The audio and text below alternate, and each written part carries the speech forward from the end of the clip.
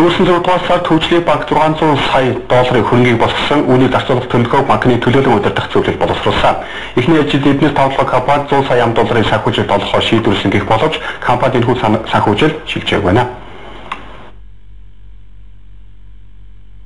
Эрдэнэс тавталгаа компани захирал энэвшин өгч байгаа мэдээлэлээр хөгжлийн банк өдөрт 90 сая $1 зээлийн хүү төлж байгаа гэх.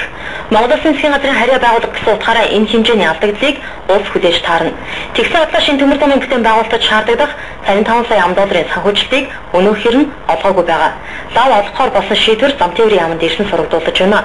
Харин Эрдэнэс тавталгаа компанид олгохоор шийдвэрсэн 100 сая $1 санхүүжилтийг компани захирал энэвш сүүлийн 5 сарын туршид хөөцөлдөөд одоо болтол бүтээгүй гэх. Энэ мөнгийг компани төмөр замын төслөө эхлүүлэхэд зарцуулна гэж мэдээлж байна. Угаасаа зориулт нь төмөр зам гэж байгаа шүү дээ. Зээлийн зориулт нь. Тэр нь хөгжлийн банкнаас Эрдэнэс тавталгаа мөнгө зээлэх юм бол хамгийн найдвартай зээлдэгч байхгүй юу? Хамгийн найдвартай зээлдэгч.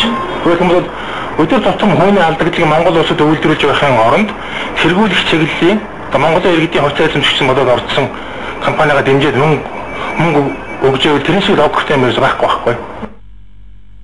Их сурвалжийн мэдээж байгаагаар Эрдэнэс тавталгаа компани хүний хөгжлийн дансанд хувь хишиг олгох нэрийн дор өгсөн мөнгөө эргүүлэн авахын тулд төмөр замын төслөөр төрий барьж байгаа гэсэн мэдээлэл давхар явж байна. Гэхдээ мэдээллийг хэлсэн их сурвалж энэ талаар дэврэнгуй тайлбар өгөх боломжгүйгээд цааш амнээсэнгүй.